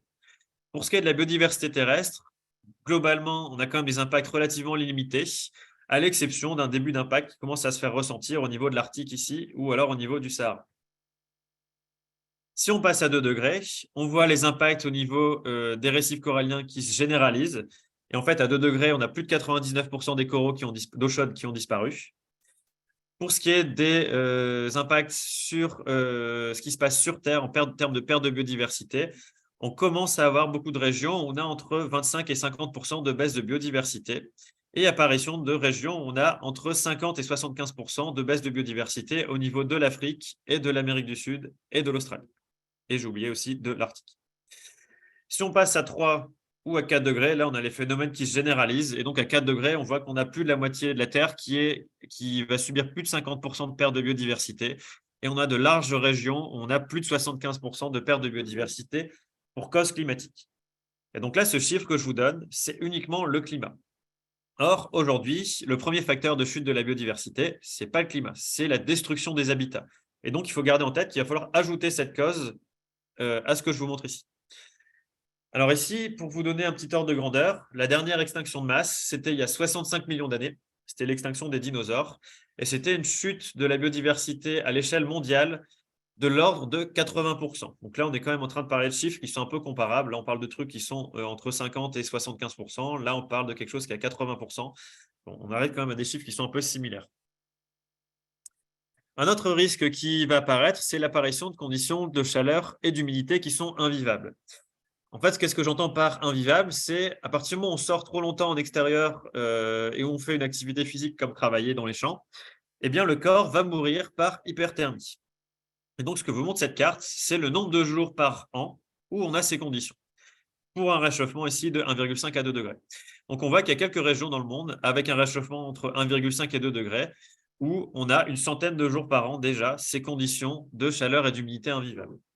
Ensuite, on a la situation du pire, entre guillemets, avec un scénario entre 4 et 5 degrés de réchauffement, où là, on voit qu'il y a des régions où toute l'année, on a ces conditions de chaleur et d'humidité qui sont invivables. Et donc là, les gens qui habitent dans ces régions-là, ils sont confrontés à un choix. C'est où ils se mettent à l'abri de la chaleur, mais le problème, c'est que s'ils font ça, ils ne vont pas pouvoir cultiver leurs champs et ils vont finir par mourir de faim. Deuxième solution, ils cultivent leurs champs, mais du coup, il y a une bonne partie qui risque de mourir d'hyperthermie. Et ensuite, il y a une troisième voie qui est, ils se rendent compte qu'ils ne peuvent plus habiter là et ils se mettent à migrer. Et quand on regarde la population qu'il y a là, rien que l'Afrique subsaharienne, on a 1 milliard de personnes, l'Inde, on a 1 milliard de personnes, l'Asie du Sud-Est, on a 1 milliard de personnes aussi. Et donc, c'est à peu près 3 milliards de personnes qui, juste pour ce risque, peuvent se mettre à migrer. Un troisième risque, c'est les risques qui pèsent sur la sécurité alimentaire. Donc là, ce qu'on voit, c'est que la couleur vous donne le niveau de risque. Quand on est dans le jaune, ça veut dire qu'on a des pics de prix irréguliers qui vont affecter certains pays. Dans le rouge, c'est qu'on a des chocs alimentaires régionaux périodiques. Dans le violet, ça veut dire qu'on a des perturbations globales de l'approvisionnement alimentaire. Alors, ce qu'on voit, c'est que le jaune, on y est à partir en dessous d'1 degré. Et donc, on aurait déjà dû connaître ces pics de prix irréguliers qui vont affecter certains pays. Et ça, c'est quelque chose qui a déjà été observé, en particulier au niveau de la Syrie, de l'Égypte, de la Libye et de la Tunisie au moment des printemps, enfin juste avant les printemps arabes. Alors maintenant, ce qu'on va faire, c'est qu'on va regarder est-ce que ça se produit avec la trajectoire actuelle. Alors la trajectoire actuelle, on se situe sur un scénario qui est entre le SSP2 4.5 et le SP3 7.0. Donc ça veut dire qu'on est en gros autour de 3 degrés de réchauffement d'ici à la fin du siècle. Et donc ça nous mène à atteindre les chocs alimentaires régionaux périodiques d'ici à 2040 et à atteindre la perturbation globale de l'approvisionnement alimentaire entre 2040 et 2050. Donc c'est d'ici 15 à 25 ans qu'on risque d'avoir ce risque-là déjà. Et puis ensuite, entre 2070 et 2080, on aggrave le problème. Alors ici, il y a quand même quelque chose qui peut interpeller, c'est que même dans les scénarios optimistes, on nous dit si on reste sous les 2 degrés, on atteint quand même cette perturbation globale de l'approvisionnement alimentaire. Alors la différence avec ça, c'est quelque chose que je n'ai pas précisé, c'est que cette gamme de couleurs ici, c'est en cas de non-adaptation du système agricole au changement climatique. Si on adapte le système agricole au changement climatique, eh bien, le rouge arrivera plus tard et le violet arrivera plus tard. Et donc, en fait, moins on réchauffera le climat, plus on laissera le temps à l'agriculture et au système agricole dans le monde de s'y adapter et donc de passer à côté des chocs alimentaires régionaux périodiques et de la perturbation globale de l'approvisionnement alimentaire. Alors, là, jusqu'à maintenant, je vous ai montré des risques, les uns pris séparément des autres, sauf que ces risques, il y a certaines de leurs conséquences qui vont être les causes d'autres risques. Et donc ça, c'est ce que le GIEC appelle les risques en cascade. Alors ici, je vous ai mis 2 systèmes de risques en cascade. Il y a ici le premier à gauche qui est pour le système alimentaire. Le deuxième à droite, c'est pour le tissu urbain. Je vais vous détailler principalement celui sur l'agriculture et le système alimentaire. Donc au départ, on a des risques climatiques qui vont être des sécheresses, de la chaleur, des inondations qui sont de plus en plus fréquentes et de plus en plus intenses. Ça a pour conséquence de dégrader la santé et l'humidité des sols. Ça, la conséquence, c'est que ça entraîne des pertes de production et de qualité alimentaire qui est elle-même directement impactée par le risque climatique. Parce que si on a des événements extrêmes plus fréquents, les récoltes, elles n'aiment pas ça. Enfin, les champs, ils n'aiment pas trop ça. Ensuite, ces pertes de production et de qualité alimentaire, ça entraîne 2 choses. Déjà, il y a moins de nourriture sur le marché, donc le prix de la nourriture augmente. Et puis ensuite, si les champs produisent moins, eh bien, les personnes qui sont dépendantes de ces productions pour vivre, eh bien, ils vont connaître une baisse de leurs revenus. Et donc, forcément, si les revenus des ménages diminuent et que le prix de la nourriture augmente, ça cause des problèmes d'accès à la nourriture et à terme, pouvant aller jusqu'à de la malnutrition. Cette malnutrition, elle a pour conséquence d'affaiblir les systèmes immunitaires et donc de favoriser le développement de maladies infectieuses qui, comme je vous l'ai dit tout à l'heure, sont déjà amplifiées par le risque climatique lui-même. La malnutrition, ça diminue également la qualité de vie. Et puis, des gens qui ont une moins bonne qualité de vie et plus de maladies, c'est des gens qui ont une plus faible capacité de travail. Cette capacité de travail, elle est également impactée directement par le risque climatique. C'est assez facile d'imaginer que c'est plus difficile de travailler quand il fait 45 degrés dehors que quand il en fait 25. Alors, si on a des gens ensuite qui ont des capacités de travail qui baissent, ça veut dire qu'ils vont moins pouvoir travailler dans leur champ. Et donc, ça va entraîner des pertes de production et de qualité alimentaire. Et puis là, on reboucle. On a un cercle vicieux qui se met en place. Et donc là, c'est une illustration de ce qu'on risque avec ces risques en cascade. Alors maintenant que je vous ai dit ça, il y a quelque chose qu'il faut également prendre en compte quand on parle de risque, c'est les notions de vulnérabilité et d'exposition. Puisqu'en fait, si on a un événement climatique qui arrive, une catastrophe climatique qui arrive, qui s'appelle un aléa, eh bien, s'il n'y a personne à cet endroit-là, j'ai presque envie de dire que ce n'est pas très grave, on s'en fout, puisqu'en fait, il n'y a personne qui sera impacté par cet aléa. Par contre, si cet aléa il a lieu dans une région où il y a du monde, là, ça va devenir plus problématique. En plus de ça, si les populations sur place sont vulnérables, ça veut dire qu'elles n'ont pas les moyens de résister à l'aléa et de s'en remettre derrière, eh bien là, on cumule exposition, vulnérabilité et aléa, et donc on a un risque. Et donc là, ce qu'on a sur cette carte, c'est la couleur nous donne le niveau de vulnérabilité des populations, et puis le figuré vous indique la densité de population, ce qui peut être interprété comme de l'exposition au risque. En gros, quand on a une forte densité de population, on a une forte exposition, et quand on a une faible densité de population, on a une faible exposition au risque. Et donc, quand on regarde, là où on a une forte vulnérabilité et une forte densité de population, eh bien, on a l'Amérique centrale, l'Afrique subsaharienne, l'Afrique de l'Est, l'Inde et certaines régions de l'Asie du Sud. Et on retrouve un petit peu les régions qu'on avait tout à l'heure avec les risques de températures qui sont invivables. Et donc là, ce que ça traduit, c'est qu'on a aujourd'hui déjà 3,3 à 3,6 milliards de personnes qui vivent dans des conditions de vulnérabilité au changement climatique. Donc on trouve un petit peu le même chiffre que je vous ai donné tout à l'heure. Alors quand on a ça, on peut se dire, oh là là, c'est un peu la catastrophe. Et la question qu'on peut se poser, c'est comment on fait pour éviter que tout ce que je viens de vous raconter, ça se produise. Donc pour ça, il y a deux approches. Il y a l'adaptation au changement climatique qui consiste à dire on va limiter les conséquences du réchauffement qui est présent. Et ensuite, il y a l'atténuation qui est de dire on va faire en sorte qu'il y ait le moins de réchauffement possible. Ces deux approches, elles sont dépendantes l'une de l'autre, puisqu'en fait, s'il y a un manque de travail sur l'adaptation, ce qui va se produire, c'est qu'on va diminuer nos capacités à atténuer le changement climatique. Et à l'inverse, si on ne travaille pas assez sur l'atténuation au changement climatique, ce qui va se produire, c'est qu'on va dépasser nos capacités d'adaptation ainsi que celles des écosystèmes. Alors, on va commencer du coup par l'adaptation, puisqu'ensuite l'atténuation sera sur le groupe de travail numéro 3.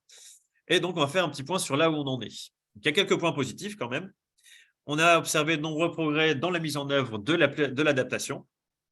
Il y a un grand rôle de la prise de conscience dans la mise en œuvre de ces plans d'adaptation. Alors, la conscience, elle est principalement au niveau des efforts publics, donc du grand public, et des personnes au niveau des politiques. Ensuite, grâce à ça, on a déjà des bénéfices qui ont été observés dans de nombreux domaines comme la productivité agricole, l'innovation, la santé et tout un tas d'autres que je n'ai pas cités ici. Grâce à ça, il y a eu une réduction des risques et des dommages causés par le changement climatique. Les mauvais côtés, c'est qu'il y a toujours quand même un large écart entre le niveau d'adaptation qui est requis et le niveau d'adaptation actuel. L'adaptation, elle est essentiellement de petite échelle, inégalement répartie, spécifique à un secteur, et puis en réaction des impacts observés. Ça veut dire qu'en fait, on n'est jamais dans l'anticipation quand on parle d'adaptation. C'est extrêmement rare. Au rythme actuel de mise en place de l'adaptation, l'écart qu'il y a entre le niveau d'adaptation qu'il faut qu'on ait et le niveau effectif d'adaptation à un moment donné, il va continuer de s'accroître. Et donc, pour éviter ça, pour contrer tout ça, il faut accélérer la mise en place des solutions d'adaptation pour réduire cet écart. Et là-dessus, la prochaine décennie, elle est absolument cruciale. Alors, quand je dis prochaine décennie, on m'a déjà posé la question une fois, ce n'est pas 2030-2040, c'est avant 2030. C'est celle dans laquelle on est là. Alors, sur l'adaptation, il y a des approches qui sont plus ou moins efficientes. Mais globalement, celles qui vont s'adapter aux inégalités sociales et aux injustices sociales, elles vont être plus efficientes. Pour la simple et bonne raison que si on ne s'y attaque pas, le risque, c'est qu'il y ait un manque d'acceptabilité sociale des mesures d'adaptation. Et on l'a vu pour une mesure d'atténuation, cette fois, avec les Gilets jaunes, avec la taxe carbone. C'était une mesure qui avait été perçue comme injuste socialement et donc elle n'est pas passée. Et donc, on n'a pas avancé. Et puis enfin, c'est plus efficient au niveau de l'adaptation quand on a des approches qui sont multisectorielles, puisqu'en fait, ça permet d'avoir des leviers d'action qui sont plus importants. Au niveau de la gouvernance, il faut qu'il y ait des efforts financiers considérables qui soient effectués pour la mise en place de l'adaptation. Il faut qu'il y ait des décisions politiques qui dépassent les échéances électorales. Il faut que l'effort public, qui aujourd'hui est essentiellement porté sur l'atténuation, se porte un petit peu plus sur l'adaptation. Donc pour ça, moi, à titre personnel, j'étais bien content d'entendre Christophe Béchu parler d'adaptation. Il y a des mesures bénéfiques à court terme qui peuvent être inappropriées à long terme. Et donc ça, c'est ce qu'on appelle la maladaptation. Et donc, il faut être prudent là-dessus et éviter d'investir de l'argent dans quelque chose qui sera un handicap pour dans 20 ans. Les réponses, elles doivent être justes, équitables et inclusives. Donc là, j'insiste dessus parce qu'ils insistent quand même pas mal dans les rapports du GIEC sur cette notion d'équité dans les mesures. Et sur cette notion d'inclusion, parce qu'en fait, ils se sont rendus compte que par exemple, l'empowerment des femmes, donc c'est un facteur qui va favoriser la lutte contre le changement climatique. Et donc, il faut qu'il y ait un suivi précis et indispensable des mesures d'adaptation pour vérifier que les mesures qu'on met en place, elles soient efficaces. Et il faut avoir les instruments pour dire quand une mesure est inefficace et donc l'abandonner et en prendre une autre pour avancer. Alors, je vais donner quelques exemples d'adaptation. Donc, d'abord, sur la gestion de l'eau. Donc, sur les fermes, on a plusieurs solutions, comme la mise en place et la généralisation de l'irrigation, utiliser des techniques de stockage de l'eau de pluie, des techniques d'économie d'eau et des techniques de conservation de l'humidité des sols. Grâce à ça, on a plusieurs bénéfices économiques et écologiques et une réduction des vulnérabilités. On a également des co-bénéfices, qui sont des petits bonus qu'on a en améliorant la gestion de l'eau, qui est une sécurisation de l'eau potable et une amélioration de la gestion des risques de sécheresse et d'inondation. L'efficacité de ces mesures, elle décroît avec le niveau de réchauffement. Donc, d'où l'importance de travailler bien sur les deux, atténuation et adaptation. Pour ce qui est d'améliorer la sécurité alimentaire, on a l'amélioration des espèces cultivées pour utiliser des espèces qui sont plus adaptées au changement des conditions climatiques locales, la pratique de l'agroforesterie, la diversification agricole qui permet à la fois de réduire l'impact de la destruction d'un type de récolte, ça permet de perdre moins d'un coup, et puis également de limiter la propagation des ravageurs. Donc ça, il y a le renforcement de la biodiversité qui permet également de limiter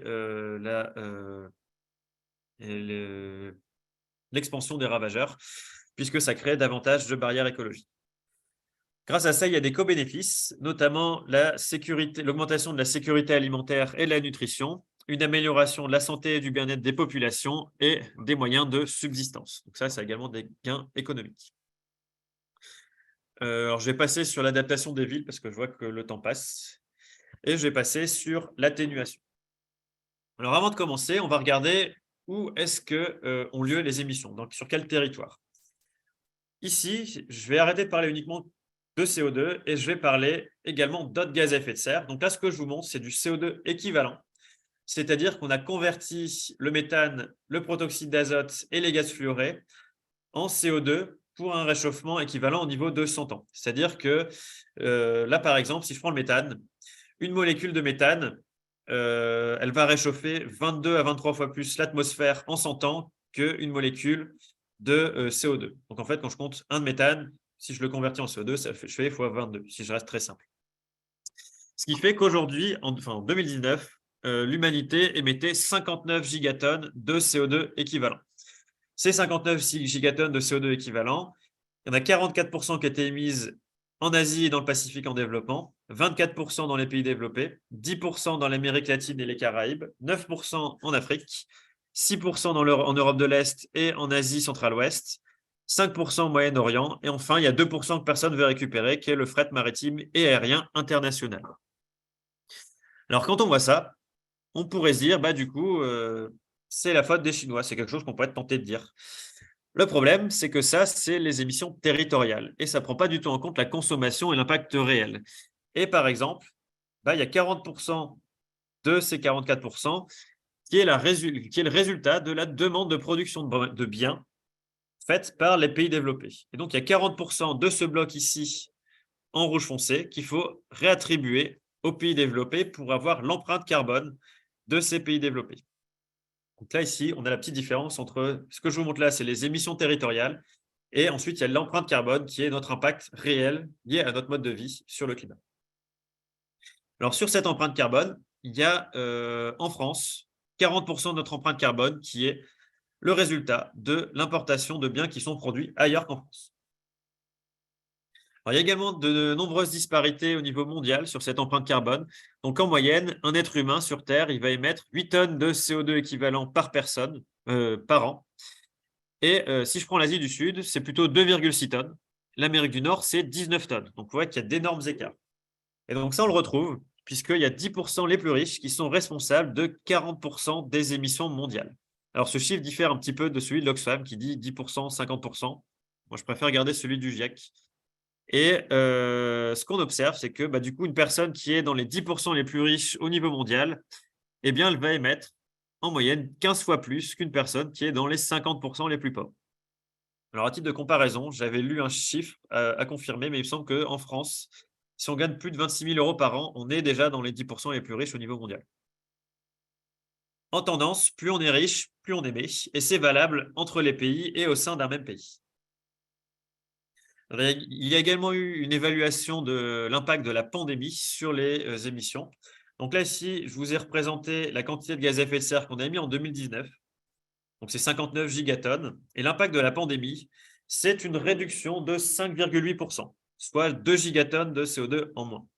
Et donc, ce qui fait qu'en 2020, ce qu'on a émis, c'est ça. Et donc, l'impact de la pandémie, c'est juste la petite chose en grisé. Et donc là, ce qu'il faut avoir en tête, c'est que ce qu'on a fait, c'est pas qu'on a diminué la concentration de gaz à effet de serre dans l'atmosphère. Si on a juste fermé un tout petit peu le robinet, mais on a quand même laissé couler le robinet à CO2 et donc on a continué à remplir l'atmosphère de CO2 et à faire augmenter cette concentration.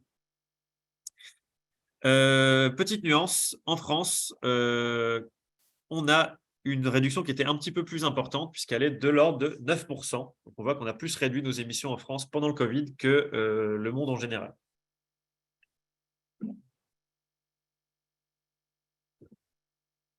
Alors maintenant, pour ce qui est des trajectoires à suivre pour respecter les accords de Paris, ce qu'on voit, c'est que cette courbe ici en bleu clair, c'est une courbe qui permet de rester sous les 1,5 degrés avec peu de dépassement.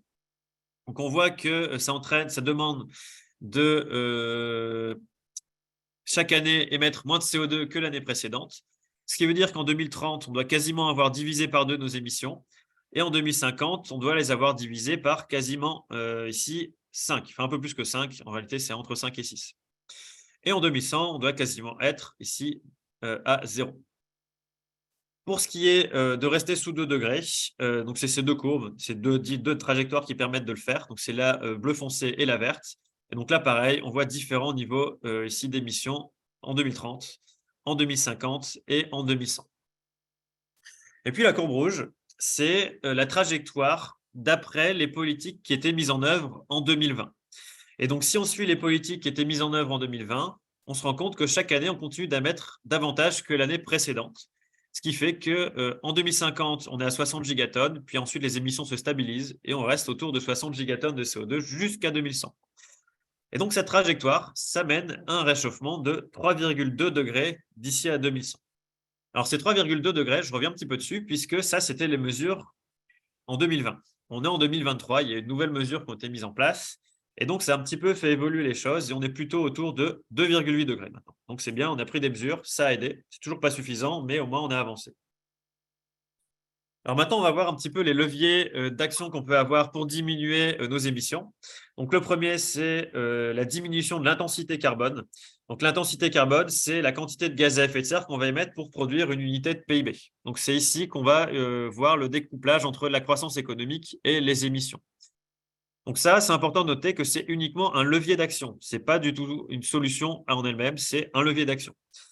Avec quelque chose qui est important de noter, c'est qu'au niveau mondial, la croissance de la consommation matérielle liée à l'accroissement des revenus, c'est le principal moteur de l'augmentation des émissions de gaz à effet de serre devant la croissance démographique. Ensuite, il y a un autre levier d'action qui est la finance, avec en fait une redirection des flux financiers vers des investissements qui vont être plus cohérents avec les objectifs climatiques. Et donc, c'est notamment là qu'il parle de l'abandon de financement des énergies fossiles. Ensuite, il y a le levier le plus important, celui qui permet le plus de décarboner, qui est l'action sur la demande, puisque ce levier, tout seul, il permet de réduire les émissions entre 4, 40 et 70%. Donc ça, il y a un triptyque qui est éviter, changer, améliorer. Donc ici, j'ai mis des exemples. Et sur ce graphique, ce qu'on voit, c'est quand quelqu'un va prendre une action, enfin va mettre en place une action, de combien ça diminue son empreinte carbone annuelle en tonnes de CO2 équivalent. Donc là, si je prends l'exemple d'éviter, ça va être de dire si je décide de prendre un vol long courrier de moins par an, ça va réduire mon empreinte carbone individuelle annuelle d'environ 2 tonnes de CO2 équivalent. Ensuite, il y a changer. Si je prends l'exemple de manger, on a tous besoin de manger, sinon on a des problèmes. Si je décide de changer mon alimentation en passant à un régime végétarien, en moyenne mondiale, je vais diminuer mon empreinte carbone de 500 kg de CO2 par an. Ensuite, il y a améliorer. Je vais toujours me chauffer l'hiver, mais je vais le faire différemment. Plutôt que de me chauffer avec du gaz ou du fioul, je vais passer à une pompe à chaleur. Et ça a le potentiel de diminuer mon empreinte carbone annuelle de 1 tonne de CO2 par an en moyenne dans le monde. Ensuite, ici, il y a le véhicule électrique où, en moyenne, dans le monde, ça va diminuer l'empreinte carbone d'une personne de 2 tonnes de CO2 équivalent. Alors, sur ça, ici, j'ai fait exprès de bien insister là-dessus. On voit qu'on a quand même pour la voiture électrique, un gros truc noir ici qui est la marge d'erreur. Alors, on voit ici que cette marge d'erreur, on peut arriver à des émissions qui sont négatives. C'est-à-dire, si quelqu'un passe à la voiture électrique, il peut augmenter son empreinte carbone de 2 tonnes de CO2 par an et donc produire l'inverse de ce qu'il voudrait. Et en fait, ça, c'est cette marge d'erreur, elle est liée à plusieurs choses. La première, c'est les erreurs possibles dans les estimations. Ça peut être lié à ça. Et ensuite, il y a aussi la source de l'électricité qu'on va utiliser pour recharger notre voiture. Puisque si je prends une voiture électrique, mais que dedans, je mets de l'électricité faite avec du charbon, en fait, ma voiture, elle roule au charbon. Donc ça, c'est une très mauvaise idée. Typiquement, une voiture électrique en Pologne, où le mix électrique, c'est principalement du charbon, c'est une très mauvaise idée. Alors, il y a quelque chose que je trouve encourageant, un chiffre que j'ai trouvé encourageant, c'est qu'il y a de nouvelles normes sociales qui peuvent s'établir s'il y a 10 à 30% de la population qui passe à un mode de vie bas carbone. Donc ça, c'est un point de bascule. Ce que ça veut dire, c'est que il ne suffit pas qu'il y ait tout le monde qui s'y mette. En fait, il suffit qu'il y ait 10 à 30% qui se mettent à passer un mode de vie décarboné pour que progressivement, la société, dans son ensemble, passe à un mode de vie décarboné. Le dernier levier d'action, c'est l'échelle collective et internationale, puisque si mon voisin il émet moins de CO2, moi, ça ne m'autorise pas à en émettre plus, puisque quelque chose qui est émis à un endroit sur Terre, c'est valable pour tout le monde. Et donc là, pour réduire les émissions, il faut encourager les modes de vie durables et il faut qu'il y ait de nouvelles normes sociales qui s'établissent et que ça nécessite justice sociale et principe d'équité. Donc là, encore une fois, on voit que le GIEC insiste également sur ces principes de justice sociale, puisque s'il n'y a pas ça, il y a refus des mesures d'atténuation, ce qui a été le cas pour la taxe carbone. Alors, quand on regarde avec un petit focus par secteur, pour ceux qui, je ne vais pas rentrer trop dans le détail, mais pour ceux qui connaissent, si je simplifie, ce qu'on voit ici, c'est le scope 1 et ici, c'est scope 1 plus scope 2. Donc là, ici, on a les émissions indirectes et directes.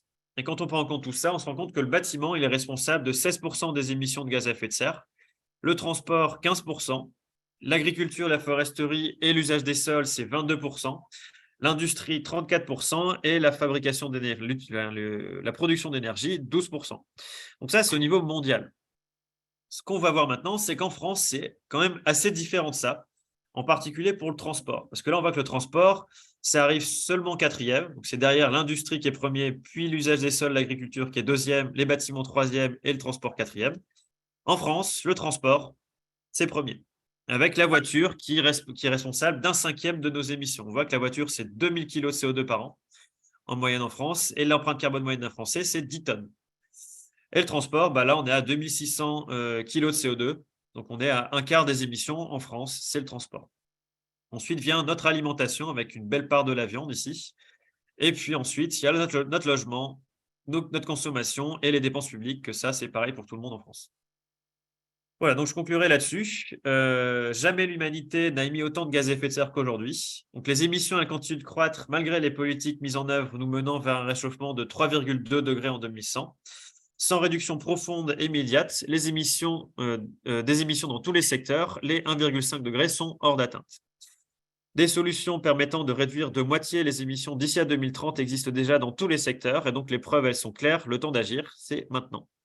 Et je vous remercie de votre attention. Tac, je vais revenir.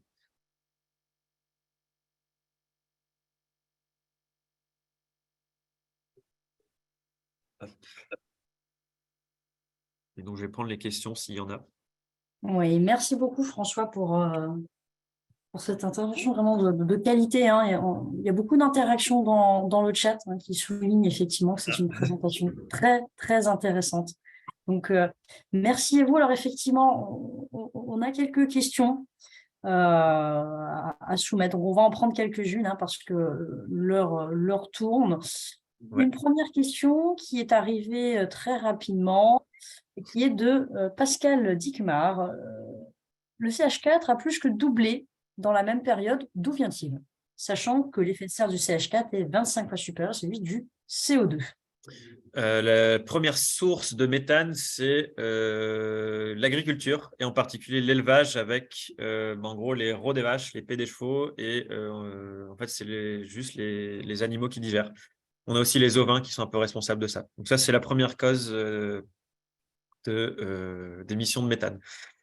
Et donc, en particulier, le bœuf. Donc, en fait, on peut simplifier ça en disant que c'est l'augmentation de consommation de viande à l'échelle mondiale.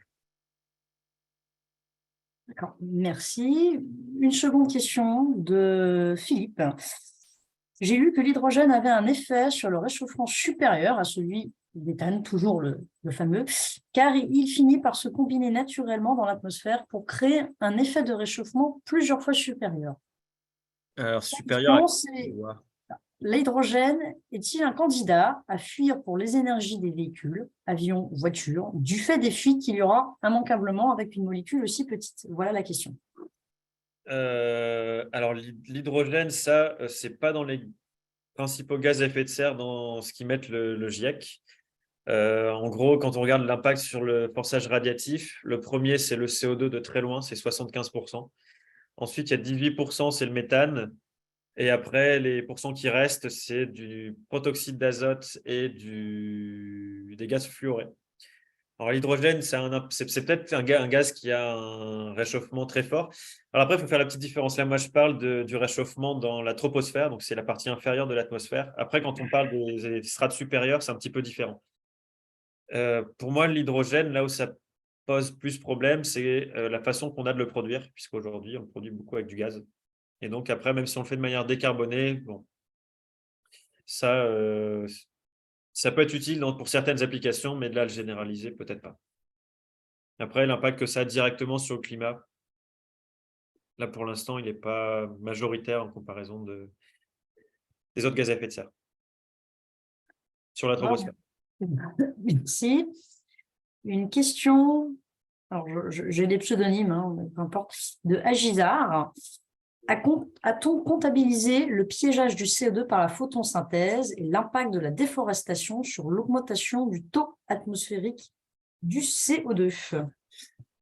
Oui, c'est modélisé. Alors, je n'ai pas les chiffres ici. En gros, on a à peu près un quart de nos émissions qui va être capté par la photosynthèse, un quart qui va être stocké, 10 tout dans l'océan, et l'autre moitié, enfin les moitiés qui restent, en fait, restent dans l'atmosphère. Après, ce qu'on voit, c'est que, alors je vais peut-être pouvoir remontrer le graphique qui est au tout début. Hop, enfin, je représente. Tac. Voilà, en fait, là, ce qu'on voit, c'est qu'on a du gris, mais on a aussi le marron. En fait, le marron, c'est la foresterie et l'usage des sols. Et donc ça, c'est l'utilisation de l'énergie comme biomasse et la déforestation. Là, il y a aussi un autre truc qui est du torche. Ah non, c'est au-dessus. Donc là, c'est ça qui est à peu près cette proportion-là, qui est le résultat de la déforestation. D'accord, merci. Et puis, alors, je suis désolée, on ne peut pas malheureusement sélectionner toutes les questions. Donc, on va peut-être en prendre une dernière. Pourquoi la construction de digues maritimes est inappropriée? Question de Gilles Balboni. Alors, la construction de digues maritimes, elle peut être inappropriée pour plusieurs raisons. La première, c'est qu'en fait, quand on solidifie un littoral, ça change la dérive des sédiments sur le littoral, parce qu'en fait, il y a une dérive littorale. Si je prends l'exemple du littoral de la Manche, on a le sable qui migre depuis les côtes bretonnes jusqu'à la mer du Nord. Et donc, si je prends l'exemple des digues qui ont été construites sur le Havre et sur le port du Havre, en fait, ça piège le sable à cet endroit-là. Et donc, derrière, il n'y a plus de sable. Et donc, il y a un désensablement supplémentaire derrière. Donc, il y a cette première chose-là. Et ensuite, il y a une autre raison qui est que, en fait, c'est l'argent qu'on investit dans une digue. Et on se dit, on va s'adapter à un niveau de réchauffement, disons, là, on veut rester sous les 2 degrés. Donc, on s'attend à une hausse du niveau marin qui va être de tant de centimètres. Sauf que si jamais on passe à côté, on passe à côté de ça, la digue, elle est adaptée à 2 degrés et pas à 2,5. Et c'est des millions d'euros qui ont été dépensés et qui ne servent plus. Donc, c'est de l'argent qu'on a perdu. Merci. Allez, on va en prendre une dernière pour la route, parce que je la trouve tout à fait pertinente. Une question de Nicolas Thébault. Existe-t-il aujourd'hui des moyens techniques d'envoyer de la matière carbonée dans le fond de l'océan, autre que le phénomène naturel du retournement de la circulation marine? Et si oui, est-ce que ça a déjà été fait? Pas à ma connaissance. Il y a des travaux pour envoyer ça dans les couches géologiques, mais dans le fond de l'océan, j'en ai encore jamais entendu parler. Oui, ça serait pourquoi pas Ce n'est pas forcément une mauvaise idée. D'accord. Il y avait merci, une demande, excuse-moi Amélie, il y avait une demande. Il y a un prochain rapport du GIEC, alors donc on nous demande une prochaine conférence là, sur ce rapport. Est-ce que ça serait possible, François? Alors, c'est possible, sauf qu'en fait, ça va être le Synthesis Report. Donc, en fait, ce qu'ils font dans le Synthesis Report, c'est qu'ils font la synthèse des 3 rapports du GIEC qui sont sortis avant, donc des 3 groupes de travail. Et donc, en fait, l'information, il n'y aura rien de neuf avec ce nouveau rapport du GIEC, c'est juste une synthèse. D'accord, merci. Moi, j'ai pas de problème pour en refaire une, hein, mais je ne vais pas pouvoir apporter beaucoup plus d'infos. Je crois aussi qu'on a, tu confirmeras Patrick, beaucoup de questions autour du replay de la conférence, etc. Oui, c'est ça, voilà, exactement. Alors, effectivement, ce webinaire a été enregistré et vous pourrez très prochainement le retrouver donc, sur le site de l'association Alumni Salion, à minima. Donc, on vous enverra le lien dès qu'il sera sorti. Et je me corrige, Patrick, si je dis des bêtises, mais normalement, les webinaires sont accessibles à tous à partir du moment où ils sont enregistrés. Et quid des slides, je laisserai François répondre. Non, il n'y a pas de problème. En fait, j'ai fait quelques petites modifications par rapport aux slides que je t'avais envoyés. C'est juste, par exemple, la biodiversité, j'avais tout mis sur une seule slide et ça faisait tout petit. J'ai juste décomposé en plusieurs fois. Vous pourrez également avoir les slides pour revenir sur certains points. Ouais. Merci beaucoup à tous pour avoir participé à ce webinaire. On était juste avant les questions à peu près 230 connectés, donc ça montre quand même l'intérêt que portent les ingénieurs et les scientifiques en France sur cette thématique. On avait aussi, moi, j'ai vu dans les inscrits, des générations, je le disais au début, très diverses et variées. Donc, ça montre également que le dérèglement climatique, ce n'est pas le problème d'une seule personne, mais de tous. Donc, c'était une belle représentativité, une très belle conférence. Merci encore une fois, François, pour cette présentation de qualité, pour les réponses aux questions. Et puis, à la demande générale, nous pourrons organiser à la sortie du prochain rapport une nouvelle conférence. C'est lundi la sortie du prochain rapport. Donc. Oui, c'est ça. Merci beaucoup. Nous allons clôturer le Zoom. Je vous souhaite une excellente soirée et n'hésitez pas à aller consulter le site Alumni Salion. On organise à peu près tous les mois, que ce soit en distanciel ou en présentiel, des événements autour de la transition numérique, sociale et environnementale, avec des intervenants divers et variés sur des thématiques également diverses et variées. Donc, n'hésitez pas à aller consulter notre site pour vous tenir informé des différents événements sur cette thématique. Merci beaucoup, merci à tous, bonne soirée et puis à très bientôt. Merci.